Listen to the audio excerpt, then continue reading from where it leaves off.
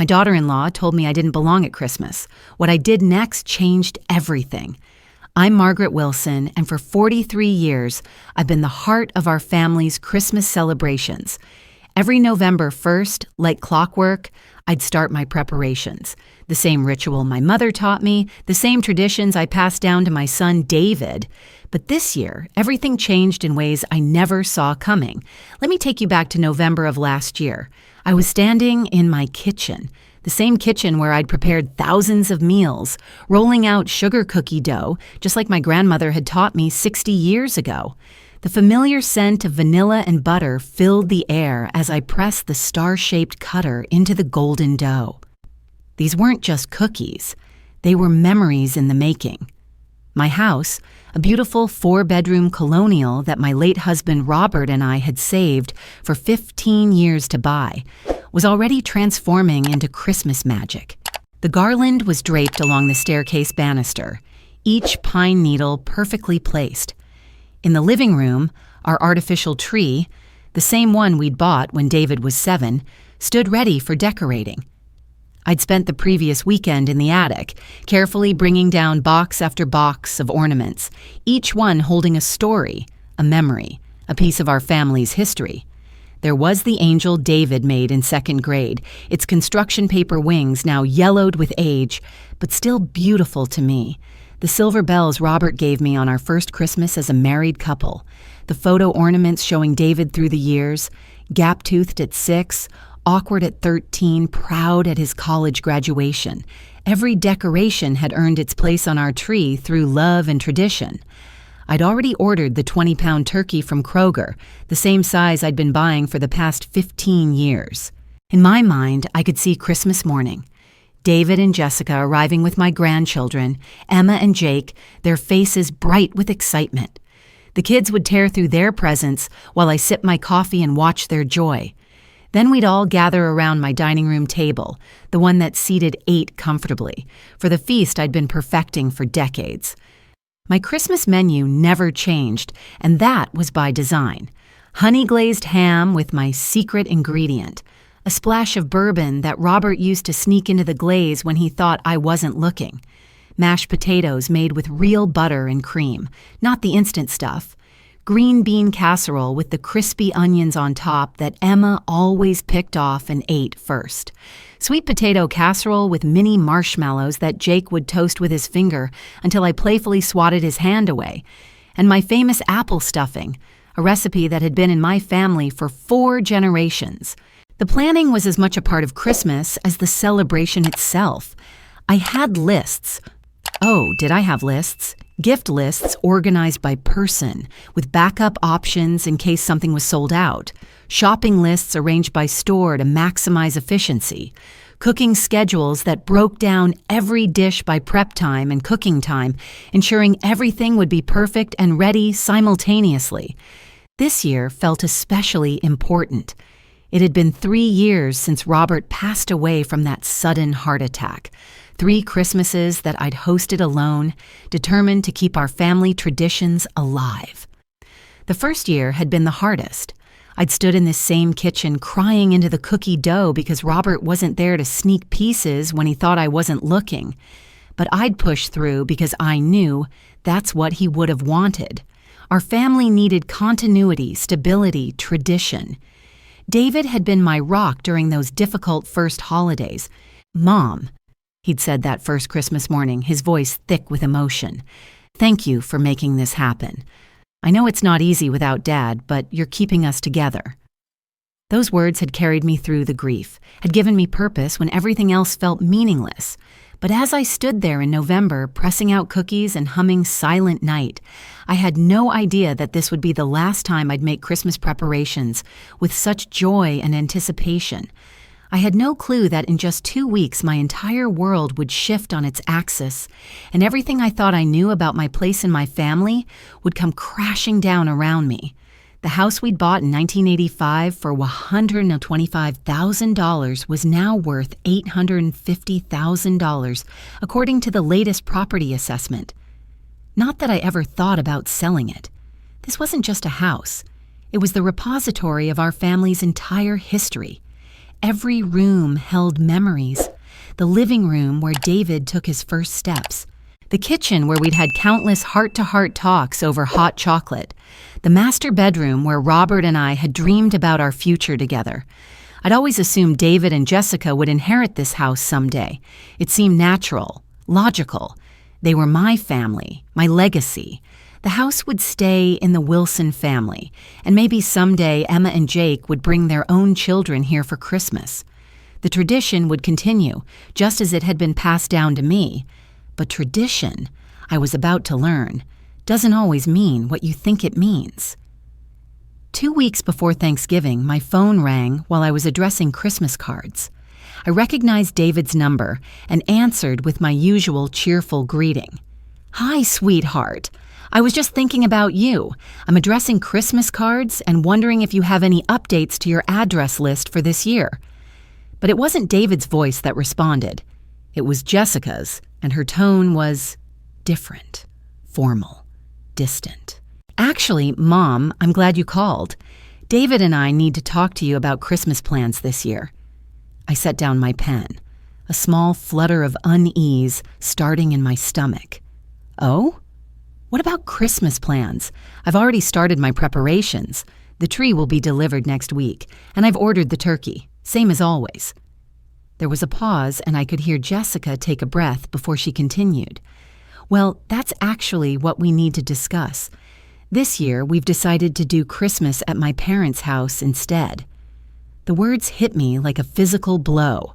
I sat down heavily in my kitchen chair, the one Robert used to sit in while reading the morning paper. I don't understand. We always do Christmas here. It's tradition." "I know, Mom, and we really appreciate everything you've done over the years. But my parents are getting older, and they've never really had the chance to host a big family Christmas. Plus, their house is just, well, it's more suited for the kind of Christmas we want to have this year." "More suited?" I looked around my kitchen, my living room visible through the doorway. What was wrong with my house? What was wrong with our Christmas? "What do you mean, more suited?" I asked, trying to keep my voice steady. Another pause. I could hear voices in the background, David's voice, though I couldn't make out the words. "Mom, you know I adore you, but your Christmas is very traditional.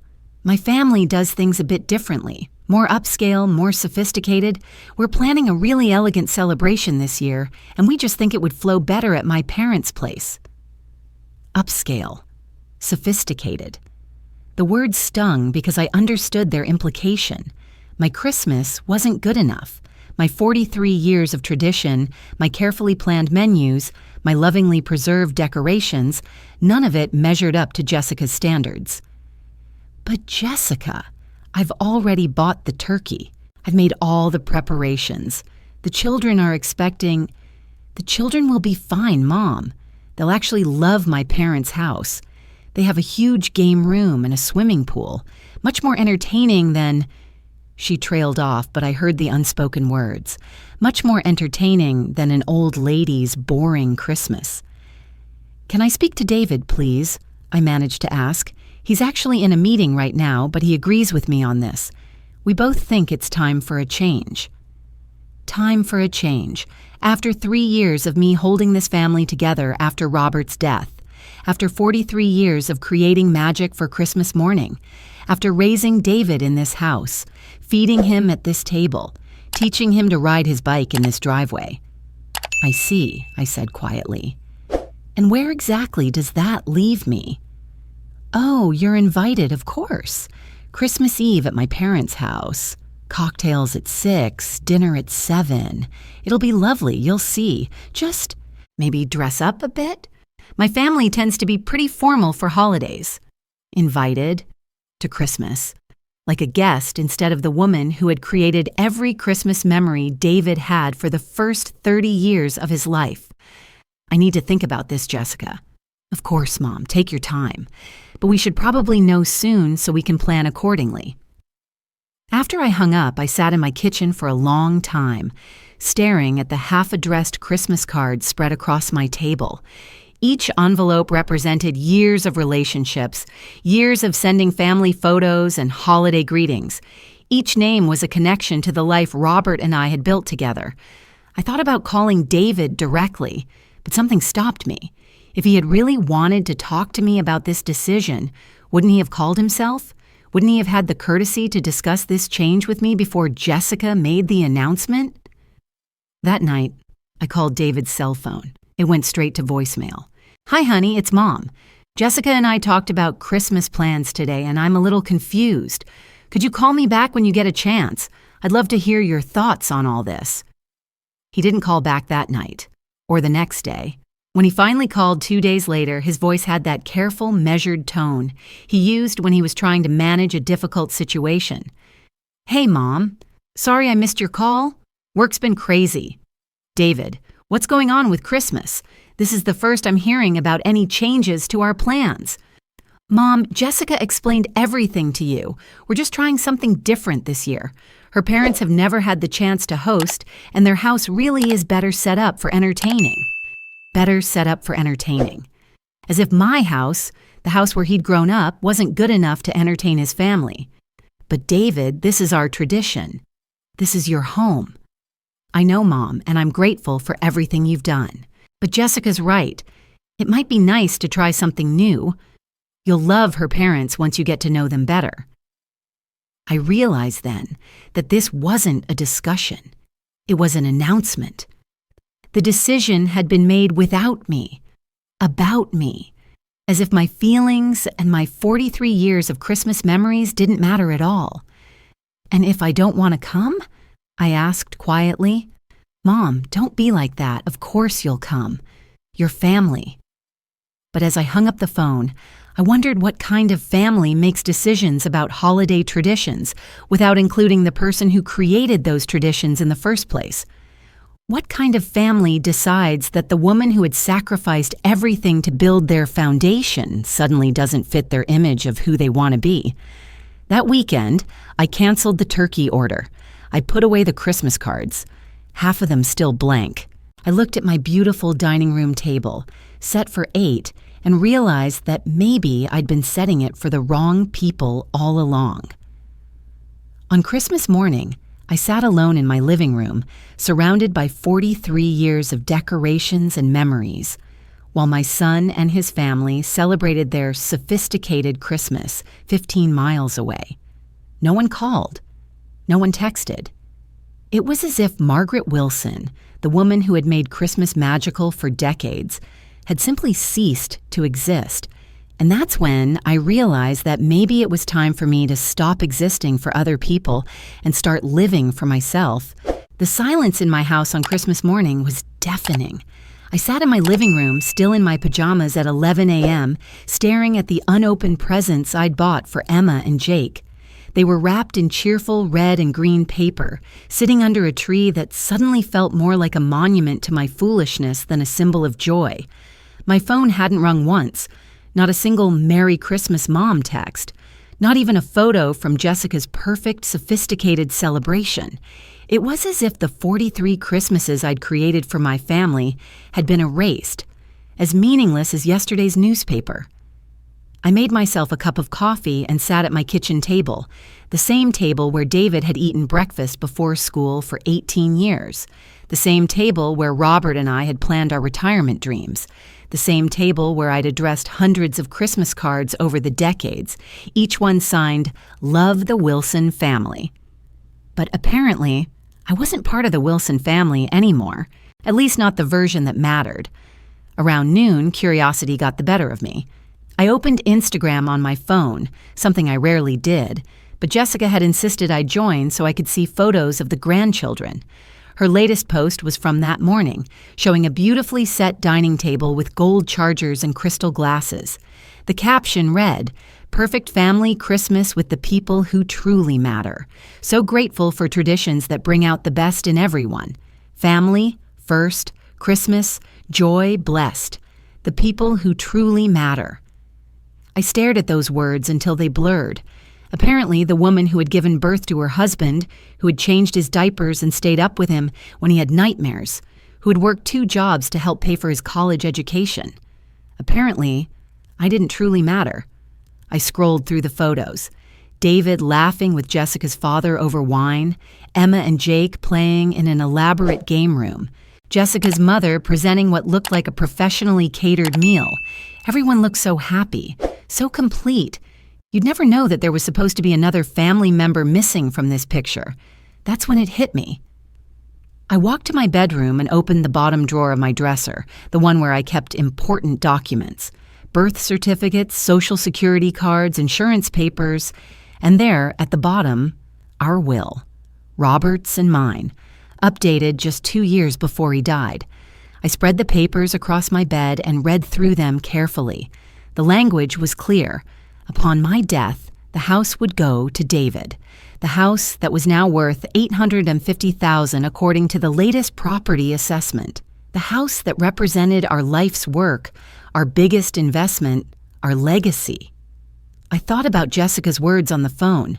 My family does things a bit differently, more upscale, more sophisticated. I thought about her Instagram post, the people who truly matter. I thought about David's silence, his unwillingness to stand up for the woman who had given him everything. And suddenly, a question formed in my mind that I'd never considered before. Why should I leave my life's work to people who didn't value me enough to include me in their Christmas celebration? I sat on the edge of my bed, holding those will documents, and something shifted inside me. For the first time in months, maybe years, I started thinking about what I wanted instead of what everyone else expected from me. What did I want? I wanted to travel. Robert and I had always planned to take a Mediterranean cruise when he retired, but the heart attack had stolen that dream from us. I wanted to see the Greek islands, to walk through the ruins of Pompeii, to watch the sunset from a cafe in Santorini.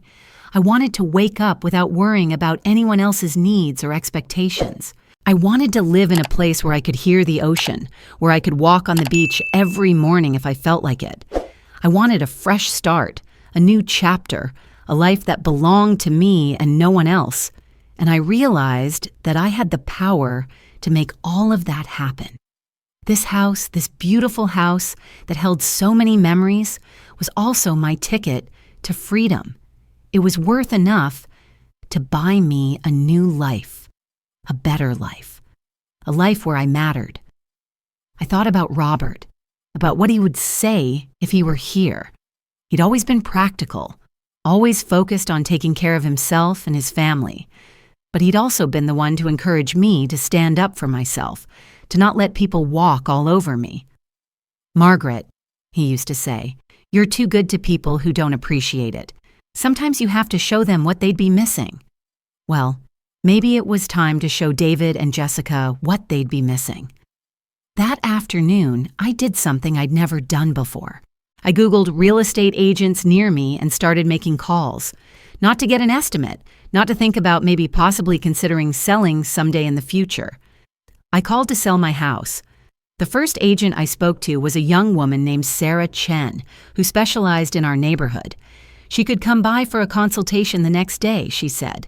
The market was strong, she said. Houses in our area were selling quickly, she said. "Are you downsizing, Mrs. Wilson?" she asked. "No," I said, surprising myself with the firmness in my voice. "I'm upgrading." When I hung up the phone, I felt something I hadn't felt in years. Excitement. Not the nervous excitement of hosting a perfect Christmas or the anxious excitement of trying to please everyone. This was the deep, bone-level excitement of someone who was finally taking control of their own life. I spent the rest of Christmas Day doing something I'd never done before. I made plans for myself. I researched oceanfront condos in coastal towns. I looked up Mediterranean cruise packages. I calculated how much money I'd have after selling the house and buying something smaller by the sea. The numbers were stunning. Even after buying a nice 2-bedroom condo in a beachfront community, I'd have over $500,000 left. Enough to travel, enough to live comfortably, enough to finally put myself first for once in my life. Sarah Chen arrived the next morning with a tablet full of comparable sales and a confidence that I found infectious. She walked through my house, noting the hardwood floors Robert and I had refinished ourselves, the updated kitchen we'd saved for years to renovate, the master bathroom we'd had redone just 5 years ago. "Mrs. Wilson, this house is in incredible condition. The market is strong right now, especially for move-in ready homes in established neighborhoods. I think we could list this for $875,000 and have it sold within 3 weeks. 3 weeks. In 3 weeks, I could be free of this house and all the expectations that came with it. In 3 weeks, I could start the life I'd always dreamed of but never had the courage to pursue." "Let's do it," I said. Sarah looked surprised. "Don't you want to think about it? Discuss it with your family?" "My family," I said carefully, "has made it clear that they have their own plans. This is my decision to make." We listed the house that afternoon. Sarah's team came in to stage it professionally, moving some of my furniture to storage and arranging what remained to show off the space. They brought in fresh flowers, baked cookies before showings to create that homey smell, and within 48 hours we had our first showing scheduled. I didn't tell David, not yet. I wanted to see if he'd call, if he'd check on me after Christmas, if he'd show any concern for the mother he'd excluded from his holiday celebration. Days passed. My phone stayed silent. The first showing went well, then the second. By the end of the first week, we had 3 interested parties. By the end of the second week, we had 2 solid offers, both over asking price. I accepted the higher offer, $885,000, cash, 30-day close. The buyers were a young couple with a baby on the way, and they reminded me of Robert and myself when we'd first bought this house. They walked through each room with wonder, talking about their plans, their dreams, their future. This house would have a new family to love it, to make new memories in it. I still hadn't heard from David. While the sale was in process, I drove down to the coast and found exactly what I was looking for, a 2-bedroom condo on the 3rd floor of a building that faced the ocean. It had a balcony where I could drink my morning coffee while watching the sunrise over the water. It was in a community with a pool, a fitness center, and activities for residents. It cost $320,000, leaving me with over $560,000 for the next chapter of my life. I put a deposit down immediately. Then I did something that scared and thrilled me in equal measure. I booked a 3-month Mediterranean cruise, departing 6 weeks after my house closing, Athens to Barcelona, with stops in Santorini, Rome, the French Riviera, and a dozen other ports I'd only dreamed of seeing. The cabin cost $28,000, but after 43 years of putting everyone else first, I decided I deserved to spoil myself. 2 weeks before closing, I finally sent David a text message, simple and direct. "I've sold the house. Closing is next Friday. The new owners move in the following week." My phone rang within 5 minutes. "Mom, what do you mean you sold the house? You can't sell the house." His voice was panicked, frantic in a way I hadn't heard since he was a child afraid of monsters under his bed. But this monster was real, and it was the consequence of his own choices. "Hello, David. I'm fine, thank you for asking. How was your sophisticated Christmas?" "Mom, don't do this. You can't just sell the house without talking to us." "Actually, I can. It's my house, remember. Mine and your father's. The deed has my name on it, not yours." "But Mom, that house was supposed to be ours. Jessica and I have been planning." "Planning what exactly? Planning to exclude me from family celebrations? Planning to treat me like an embarrassing relative who doesn't fit your new image?" There was silence on the other end of the line. Finally, David's voice came back, smaller, less certain. "Mom, that's not what this was about. We just wanted to try something different." "And I'm trying something different too. I'm trying a life where I matter." "Of course you matter. You're my mother." "Am I?" Because mothers get invited to Christmas dinner. Mothers get phone calls. Mothers get included in decisions about family traditions. I haven't felt like anybody's mother in a very long time. I could hear Jessica's voice in the background, her tone sharp and urgent. David covered the phone, but I could still make out her words. "Tell her she can't do this. That money was supposed to be ours. That money was supposed to be ours. Not a word about missing me at Christmas. Not a word about wanting to include me in future celebrations. just concern about the money. "David," I said when he came back on the line, "I need you to listen to me very carefully. I raised you to be a good man, a kind man, a man who stands up for what's right. But somewhere along the way, you forgot those lessons. You let your wife convince you that the woman who gave you life wasn't sophisticated enough for your Christmas table. Mom, it wasn't like that. It was exactly like that. And you know what? You're right. I'm not sophisticated enough to pretend that being treated with such disrespect is acceptable. I'm too old-fashioned to believe that money matters more than family. I'm too traditional to think that excluding your mother from Christmas is ever okay. Mom, please. We can talk about this. We can work it out." "The house closes on Friday, David. I'm moving to the coast next month, and I'm taking a cruise to Europe in the spring. For the first time in my adult life, I'm going to live for myself instead of for other people's expectations. But where will we have Christmas next year?" The question hung in the air between us, and I realized that even now, even after everything, David still didn't understand. He wasn't asking how I was feeling or whether I was happy or if we could repair our relationship. He was asking about Christmas logistics. "I imagine you'll have it at Jessica's parents' house again," I said quietly, "since that worked out so well for you this year." "Mom, don't do this, please. Can't we just forget about this Christmas thing and move on?" "David, I've spent my entire adult life moving on from things that hurt me. I moved on when you forgot to call on Mother's Day. I moved on when you started spending Thanksgiving with Jessica's family instead of here. I moved on when you stopped visiting unless you needed something. But this Christmas wasn't something I could move on from, because it wasn't just about one day. It was about realizing that I'd become invisible in my own family." The closing went smoothly. The young couple was delighted with their new home, and I was delighted to hand over the keys. As I walked out of that house for the last time, I didn't feel sad. I felt liberated. I moved into my condo by the ocean 2 weeks later. Every morning, I woke up to the sound of waves and the sight of sunrise over the water. I made new friends in my building, joined a book club, started taking watercolor painting classes. For the first time in years, I had conversations about my interests, my thoughts, my dreams, not just my role as someone's mother or grandmother. David called a few more times in those first weeks, his tone shifting from anger to bargaining to something that might have been regret. But he never apologized. He never acknowledged that what they'd done was wrong.